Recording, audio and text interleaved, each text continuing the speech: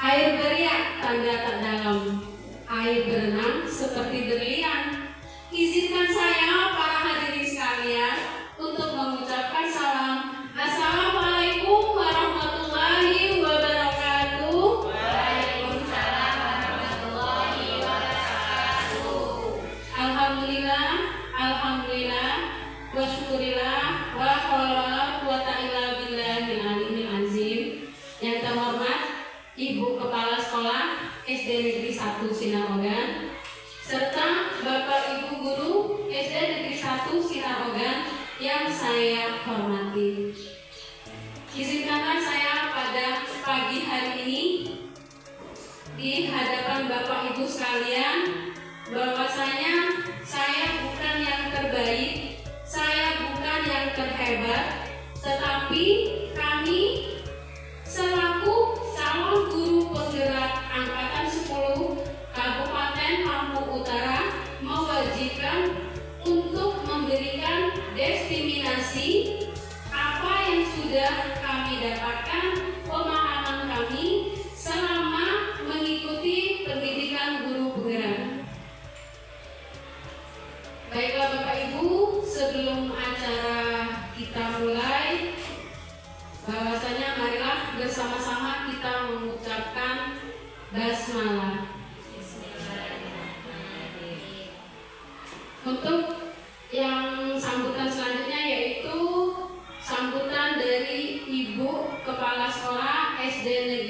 Sinarogan, Ibu Ika Yuristina.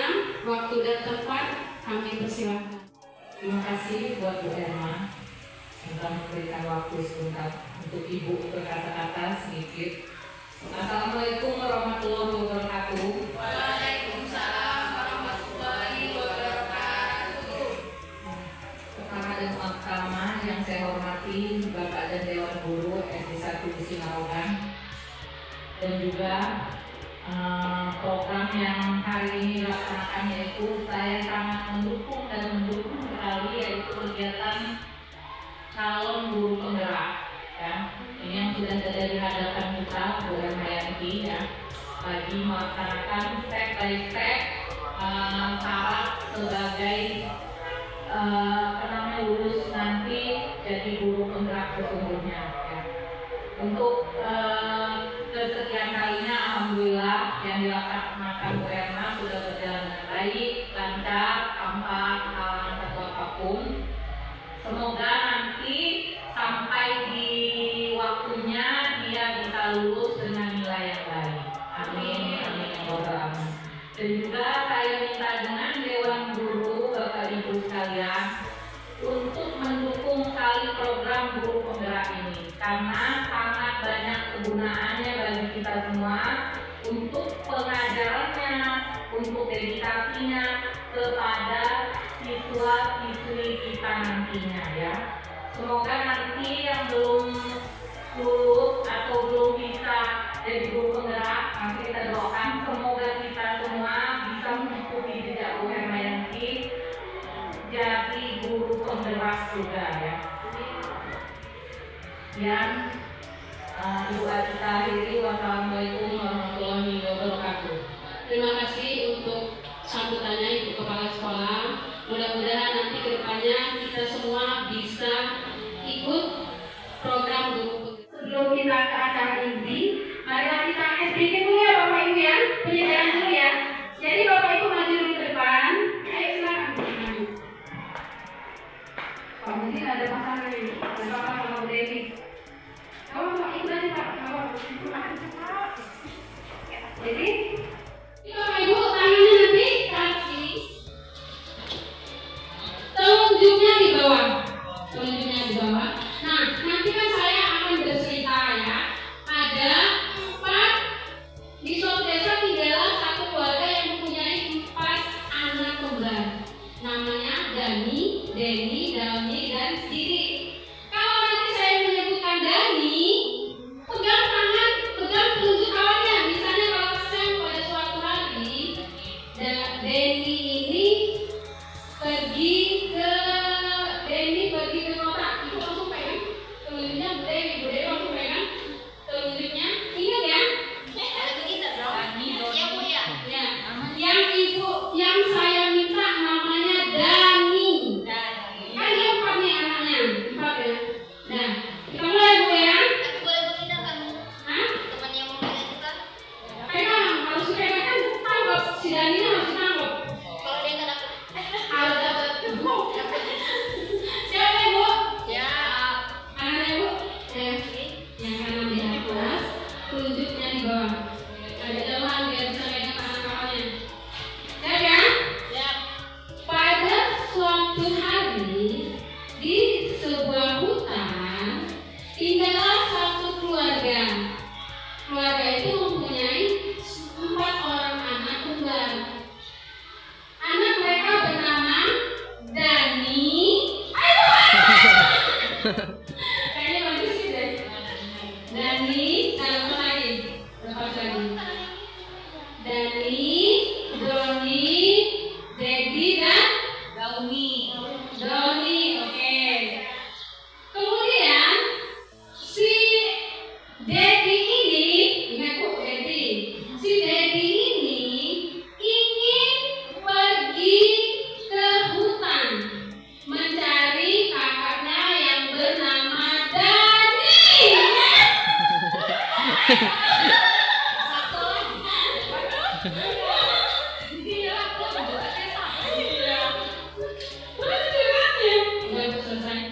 Bapak Ibu, kita lanjut ke materi inti ya. Jadi di materi modul 1.4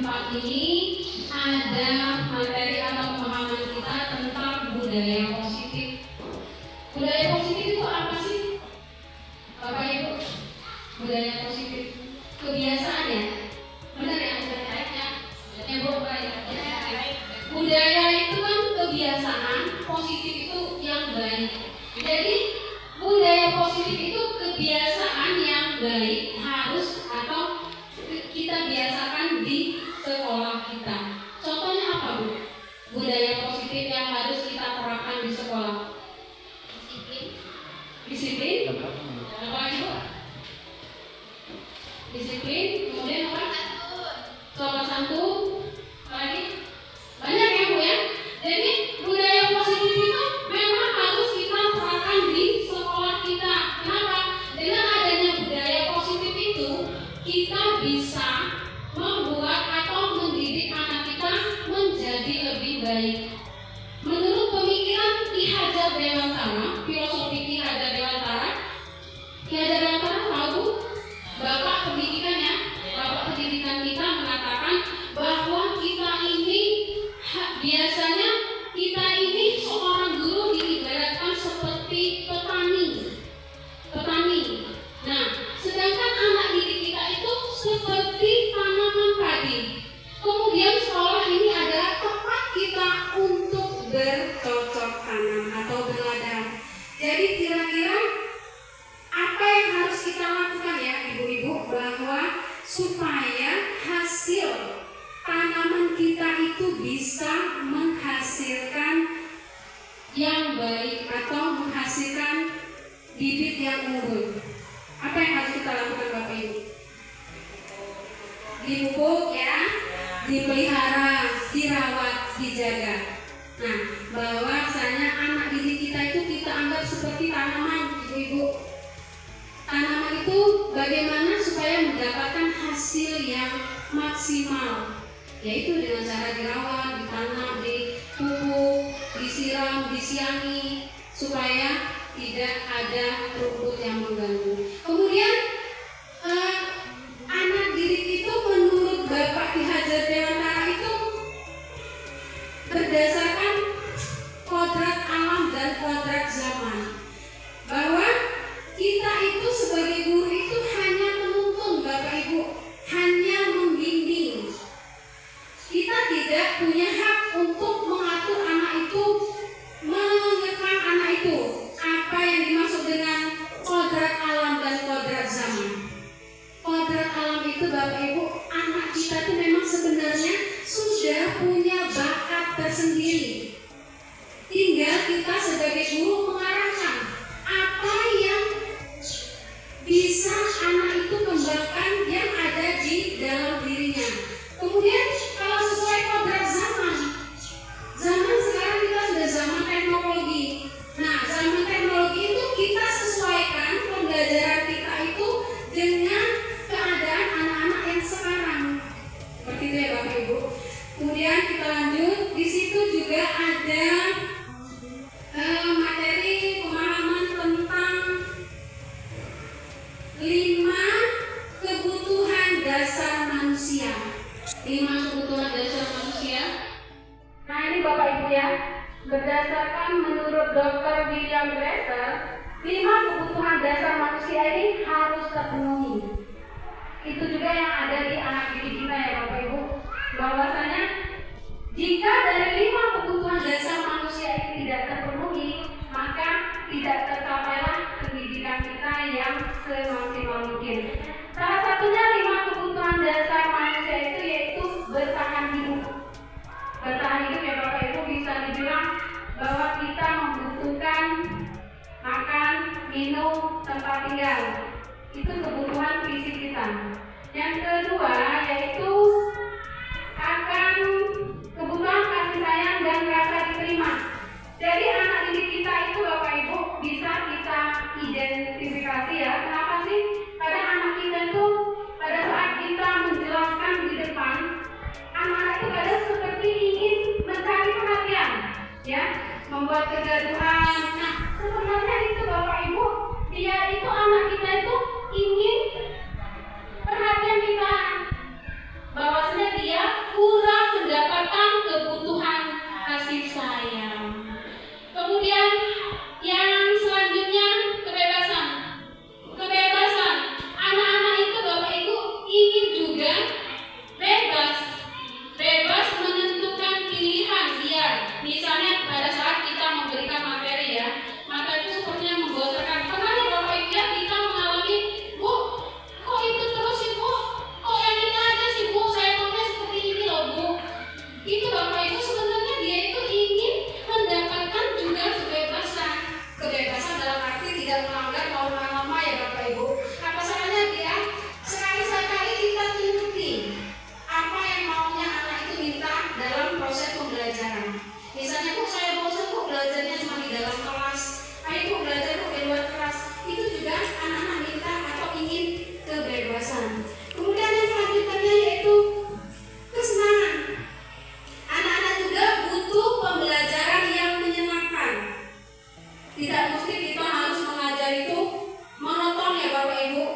Istilahnya nyatet terus apa seperti itu. Nah, anak juga perlu pembelajaran seperti permainan, bermain sambil belajar. Apalagi kita yang masih dalam usia anak SD. Anak SD itu masih sangat dominan dengan bermain.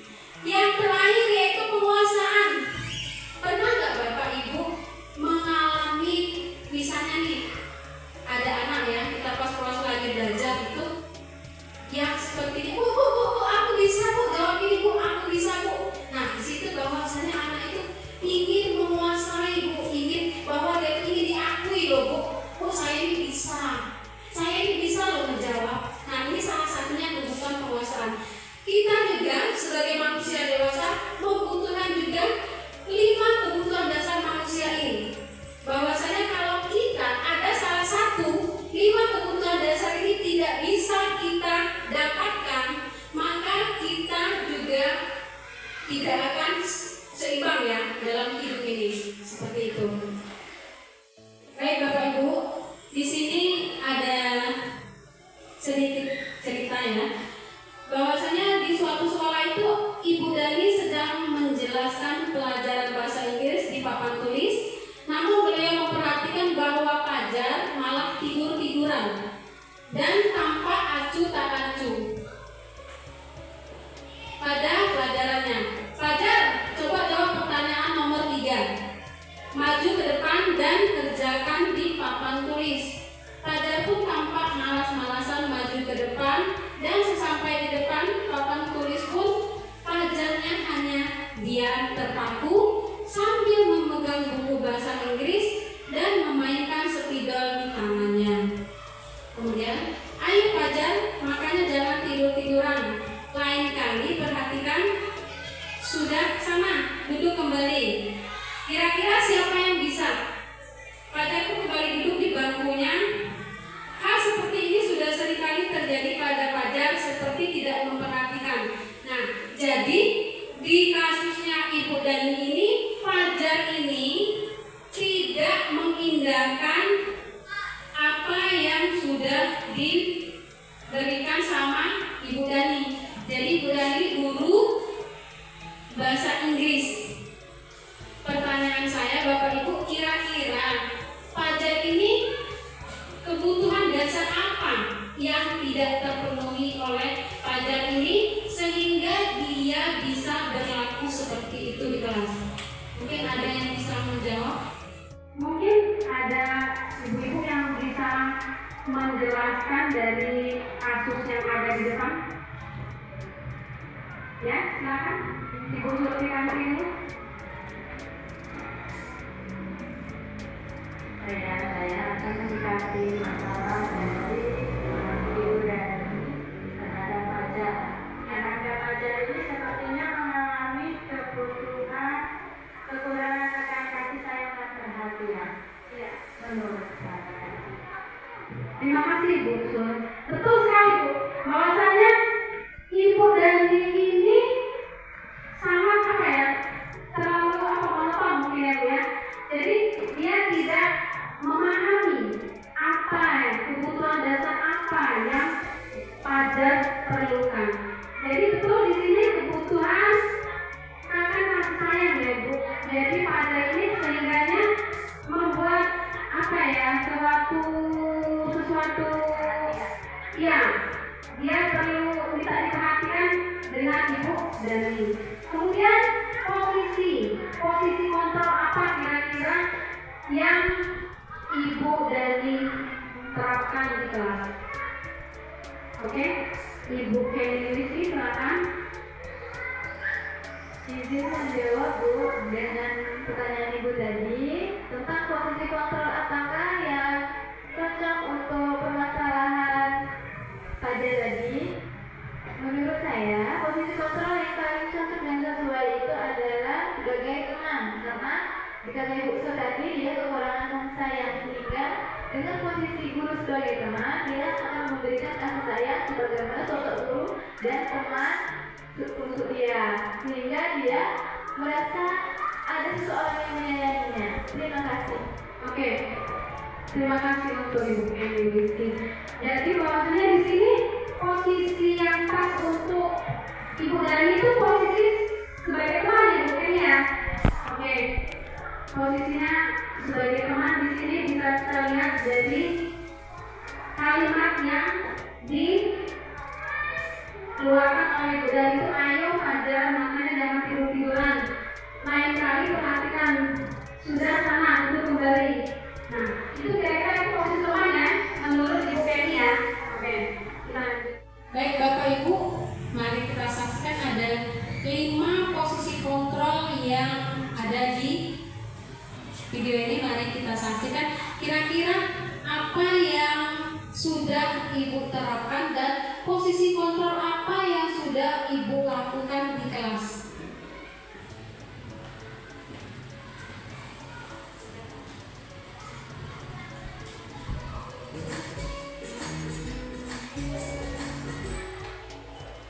Salam bahagia Ibu dan Bapak Guru hebat.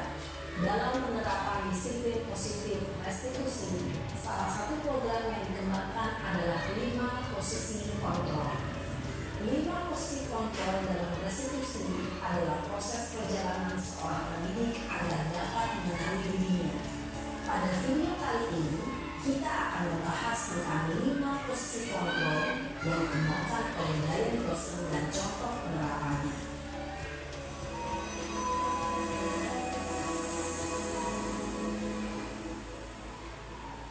5 posisi kontrol itu adalah 1. Posisi penghukum, 2. Posisi pembuat rasa bersalah, 3. Posisi teman, 4. Posisi pemantau atau monitor, dan 5. Posisi manajer. Untuk lebih memahami kelima posisi tersebut, mari kita saksikan kasus Naren yang terlambat hadir 20 menit di sekolah dan melihat bagaimana kelima posisi kontrol dalam menghadapi masalah tersebut. Boleh dicatat ya Bapak Ibu ya, kira-kira posisi apa yang sudah pernah saya lakukan.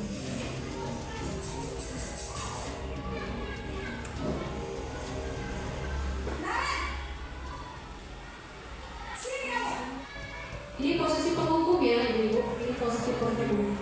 Selalu terlambat. Kamu deh, pasti terlambat. Maaf Bu, saya Apa? Apa coba? Alasan kamu apa lagi?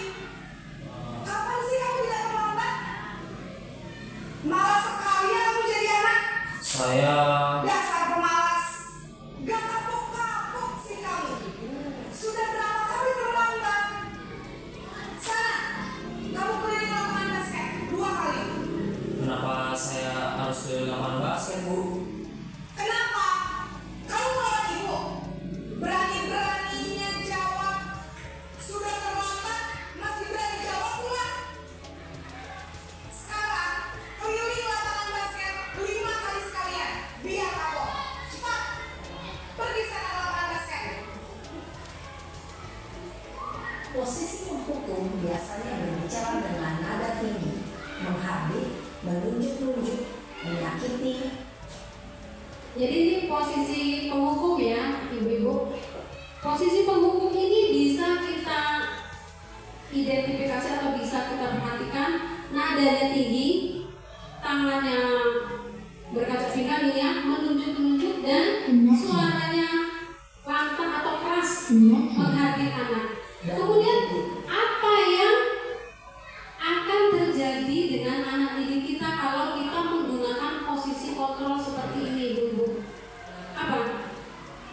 Anak akan merasa Bu, iya, dia akan merasa rendah diri, malu, yang pastinya dia akan merasa sakit hati. Karena tanpa kita menanyakan alasannya kenapa, kita sudah menghakimi anak itu sendiri. Ini yang posisi penghukum. Kita lanjut. Kemudian yang kedua yaitu posisi pembuat rasa bersalah. Di sini bisa kita lihat ya Ibu-Ibu, ciri khasnya itu berkata halus, lembut, tapi sangat menekan ke anak. Dampaknya apa ke anak kita? Ya, anak itu merasa dia benar. Anak itu merasa dia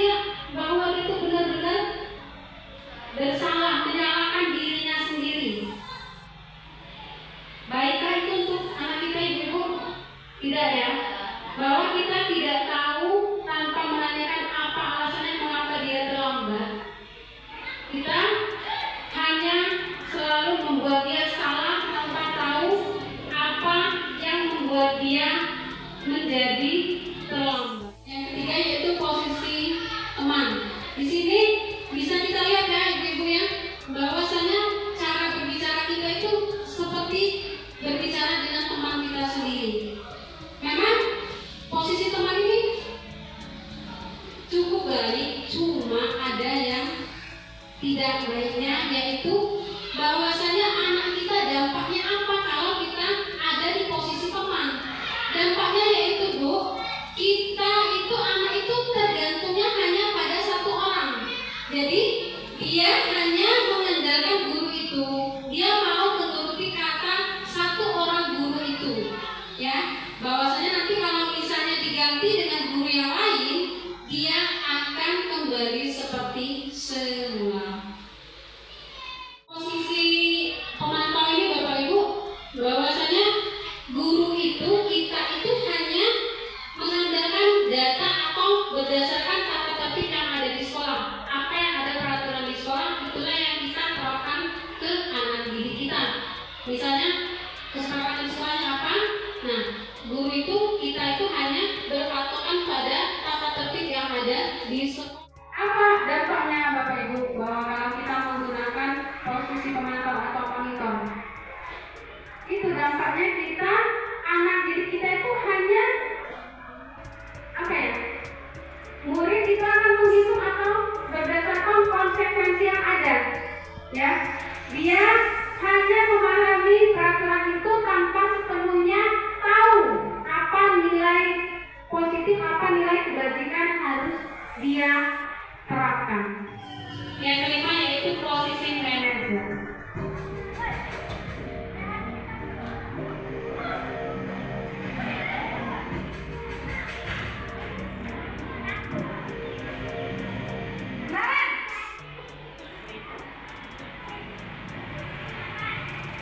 Selamat pagi Bu. Selamat pagi Aren. Maaf Bu, saya terlambat. Iya, sekolah masuknya jam 7, sekarang sudah jam 7.20. Jadi sekarang bagaimana ini Aren? Maaf Bu, saya lupa alarm saya semalam. Baiklah, menurut kamu, kira-kira sekolah yang mana yang perlu kamu tingkatkan? Menghargai diri sendiri dan orang lain mungkin ya Bu. Setuju. Jadi, apakah Naren meyakini prinsip saling menghormati tersebut? Iya Bu, saya meyakininya. Apakah Naren bersedia memperbaiki masalah keterlambatan ini? Bersedia Bu. Bagaimana kamu akan perbaiki masalah keterlambatan ini? Saya akan coba untuk tidak lupa menyetel alarm saya Bu. Baik, kalau Naren lupa menyetel alarm di rumah, ada orang yang kira-kira bisa bantu mengingatkan tidak? Ada Bu, kakak saya, Kak Emma. Ada lagi selain Kak Emma? Selain Kak Emma, ada ibu saya. Baik, jadi yang mengingatkan Naren adalah Kak Emma dan ibu kalian. Kira-kira akan mulai set alarm kapan ya Naren? Setelah pulang sekolah, akan segera saya lakukan. Baik, jadi Naren akan setel alarm untuk bangun besok pagi dan akan diingatkan oleh kakak dan ibu dan Naren ya. Ada lagi yang mungkin perlu dilakukan Naren agar tidak terlambat bangun lagi? Tidak ada Bu. Baik Naren, terima kasih untuk kerjasama kamu. Sekarang kamu perlu kembali ke kelas untuk belajar. Baik Bu, terima kasih. Yang terakhir ini yaitu posisi manajer ya Bu. Jadi posisi manajer ini posisi yang memang bisa kita terapkan di sekolah kita.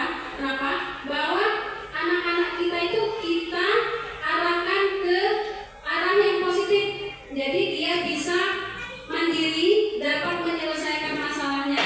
Kemudian kita juga dapat mencari solusi apa yang bisa dilakukan untuk menyelesaikan masalah tersebut. Nah, dari kelima posisi ini, ibu-ibu, saya akan membagikan stick note ini.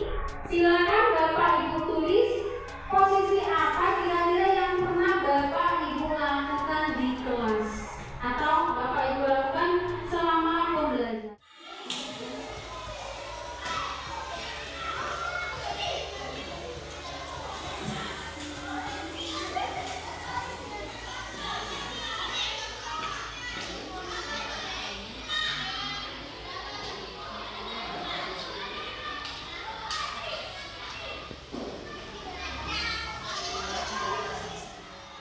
Sudah Bapak Ibu? Sudah, silakan maju ke depan. PPL ke depan, posisi kontrol apa yang pernah Bapak Ibu lakukan di kelas? Silakan Bu Loli.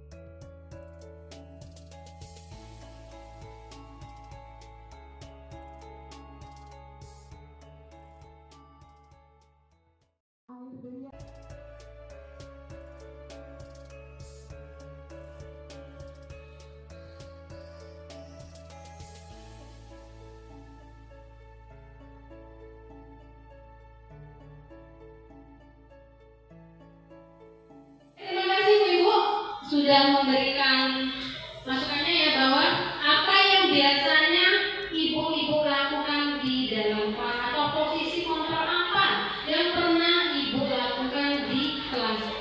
Ini yang pertama dari Ibu Novita Sari, dia menggunakan posisi kontrol seorang teman dan posisi manajer. Boleh saya bertanya Bu, kenapa Ibu bisa menggunakan posisi kontrol seorang teman? Saya selama ini itu menggunakan posisi kontrol teman, yang mana saya pikir tadinya itu kalau saya menganggap murid itu sebagai teman, jadi dia akan menurut ataupun tidak akan mengulangi kesalahan yang telah dia lakukan.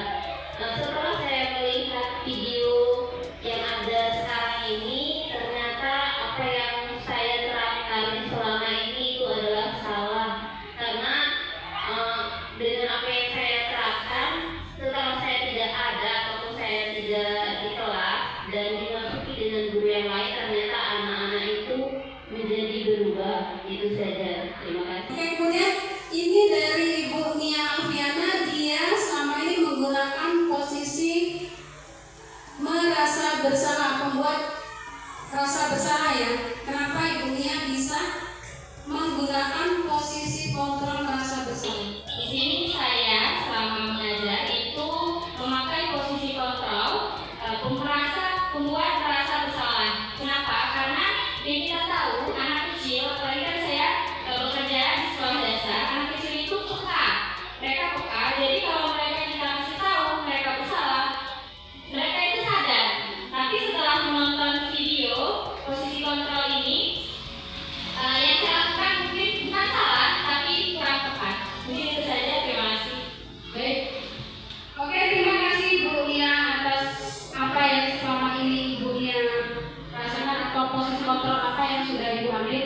Kemudian kita lanjut di posisi selanjutnya, yaitu Ibu Dewi Ratna.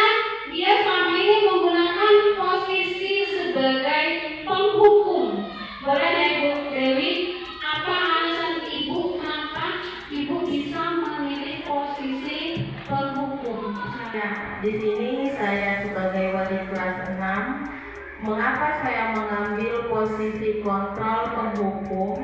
Karena saya merasa siswa kelas 6 itu sudah mulai memasuki masa remaja. Menurut saya dengan posisi penghukum seperti itu, mereka akan menjadi lebih baik atau menjadi lebih tertib di dalam pembelajaran. Ternyata setelah saya melihat video yang ada, saya selama ini ternyata belum pas menggunakan posisi penghukum. Sekian, terima kasih. Terima kasih Bu Dewi Ratna yang sudah memberikan masukannya, posisi kontrolnya apa yang sudah Bu Dewi terapkan selama ini. Kemudian untuk selanjutnya ini Ibu Kenny Luiski. Ibu Kenny Luiski di sini dia menggunakan posisi kontrol sebagai pemantau. Menurut Bu Kenny, kenapa Ibu memilih posisi pemantau untuk menerapkan pembelajaran di kelas? Silakan. Terima kasih atas waktunya Bu Hermayanti. Saya memilih posisi kontrol sebagai pemantau. Pada awalnya saya merasa yakin bahwasannya posisi kontrol ada pemantau adalah yang terbaik, karena kita memastikan sendiri bahwa anak itu telah menjalani konsultasi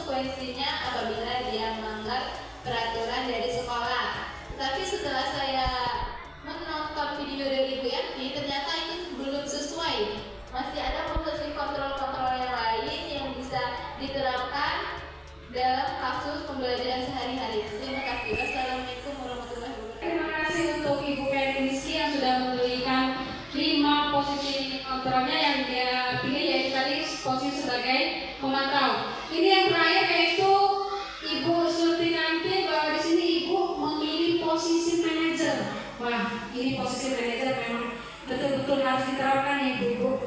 Bolehlah Ibu berbagi informasinya, posisi kontrol yang sudah Ibu pilih yaitu posisi kontrol manager. Silakan Ibu.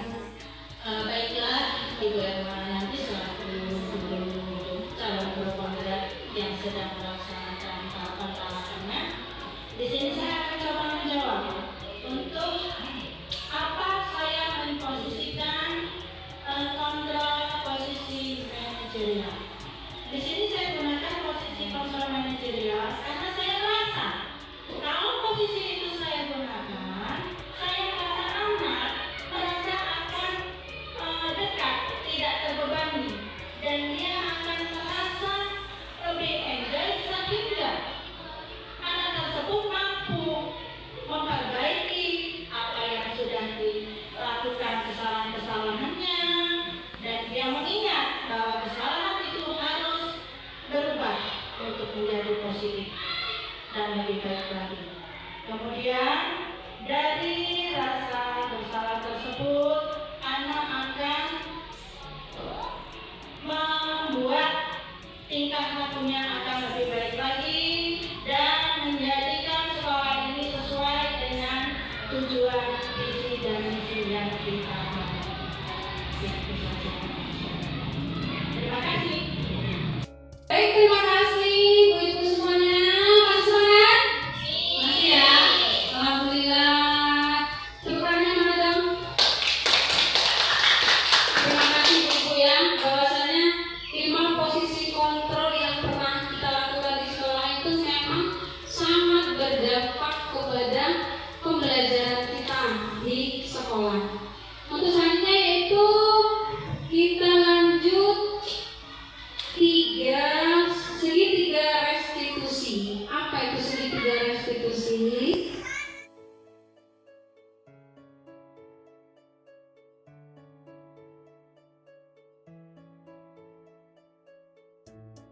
Perhatikan Ibu yang instruksi saya. Jadi nanti kalau kita sama-sama menyanyi, yang misalnya 1 ditambah 1 sama dengan 2, 2 ditambah 2 sama dengan 4, 4 ditambah 4 sama dengan 8, 8 ditambah 8 sama. Ini dulu, kita lemaskan dulu otot-otot kita yang sudah tegang. Siap ya? Sudah ingat ya Bu instruksi saya tadi? Nah, siap. Misalnya Ibu dulu biar lebih kelihatannya. Ya, siap? Konsentrasi. 1 ditambah 1 sama dengan 2, 2 ditambah 2 sama dengan 4, 4 ditambah 4 sama dengan 8, 8 ditambah 8 sama dengan 16. Baik Bapak Ibu, kita lanjut ke materi selanjutnya yaitu segitiga restitusi. Jadi di segitiga restitusi ini ada 3, yaitu menstabilkan identitas, kemudian validasi tindakan yang salah, kemudian menanyakan keyakinan. Apa sih menstabilkan identitas? Maksudnya gini ya Bapak Ibu, bahwa jika anak-anak kita melakukan kesalahan, itu jangan langsung kita vonis bahwa mereka salah. Jadi menstabilkan identitas ini maksudnya kita tanyakan dulu apa masalahnya, kenapa dia berbuat seperti itu. Dengan kita tahu apa alasan anak tersebut,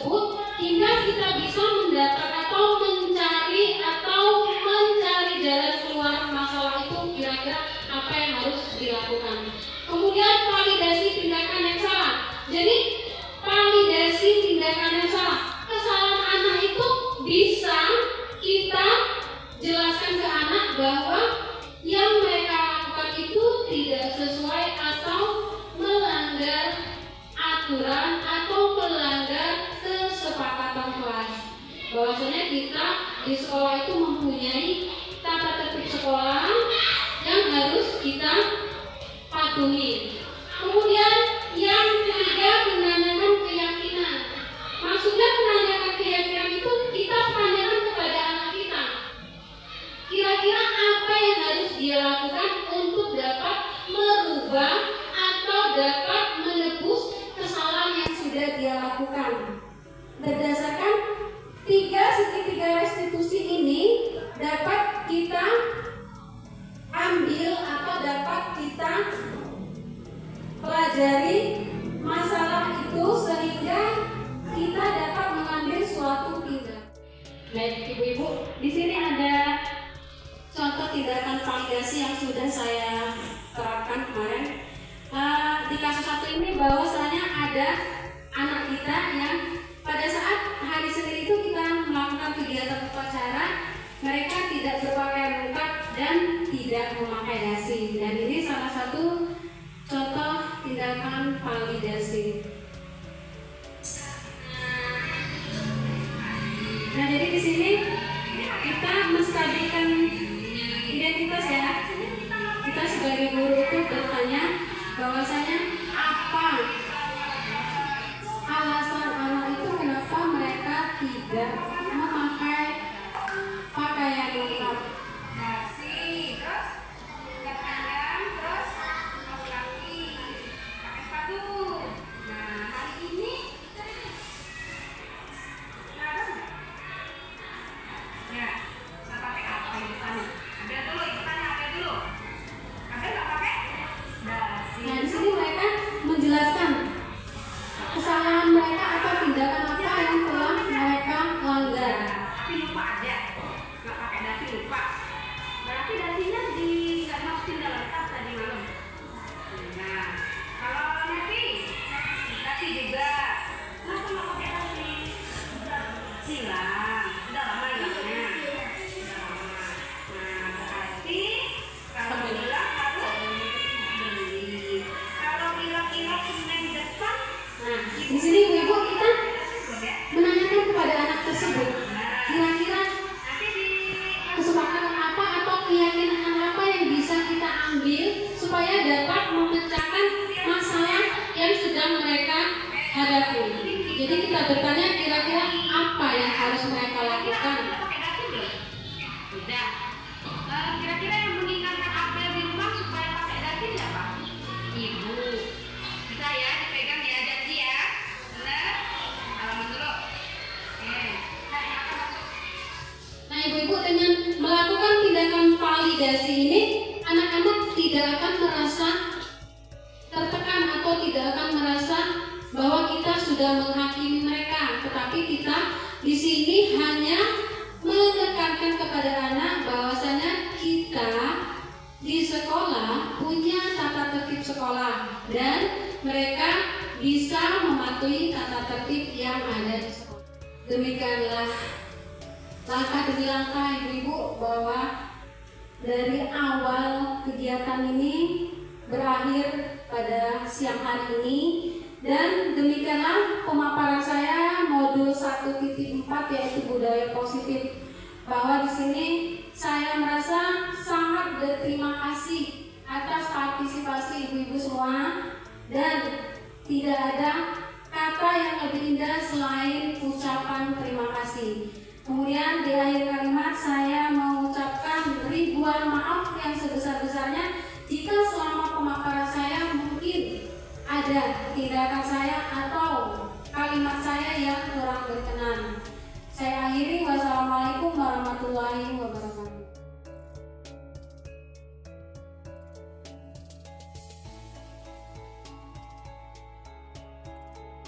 Assalamualaikum warahmatullahi wabarakatuh.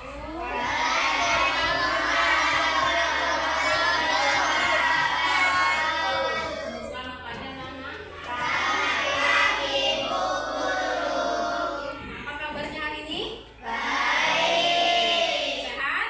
Sehat. Tadi berangkat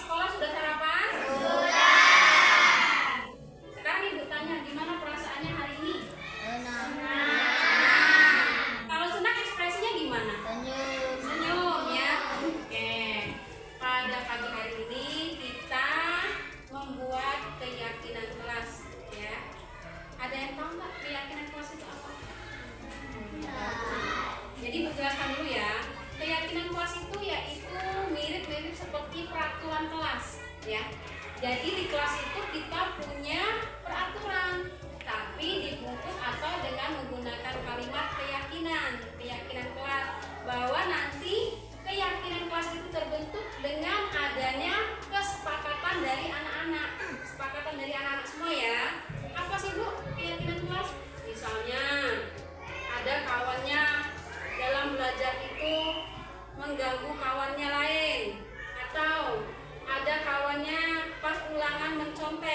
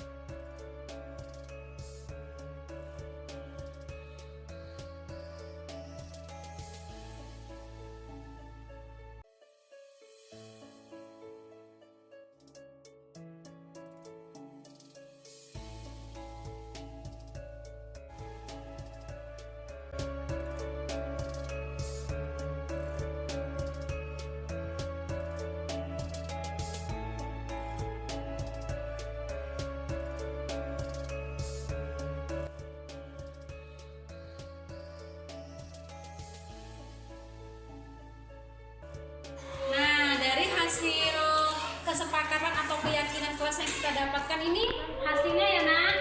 Kita ambil satu, hadir tepat waktu, hadir tepat waktu.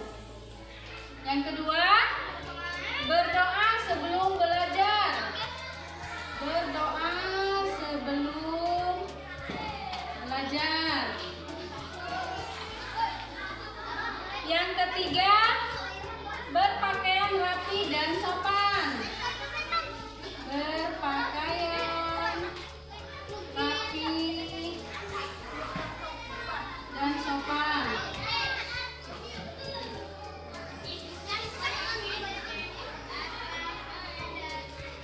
Yang keempat yaitu menjaga kebersihan, menjaga kebersihan. Yang kelima, tertib. Yang keenam, tekun dan giat belajar. Tekun dan giat belajar.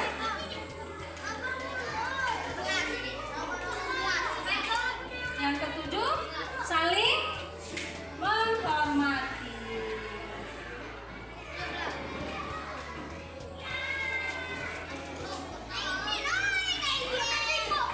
Nah, inilah hasil kesepakatan atau keyakinan yang ada di kelas kita ya.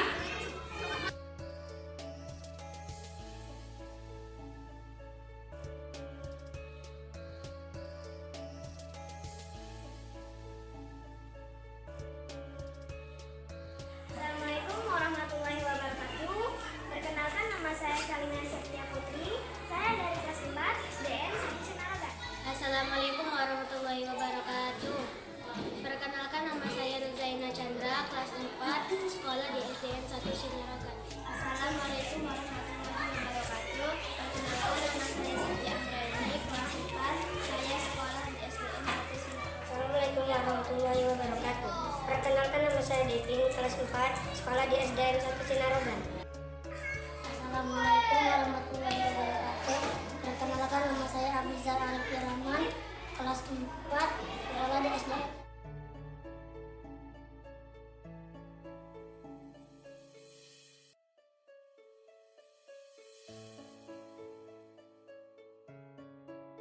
Saya sangat senang. Seru sekali. Saya bahagia. Saya senang sekali. Saya sangat gembira.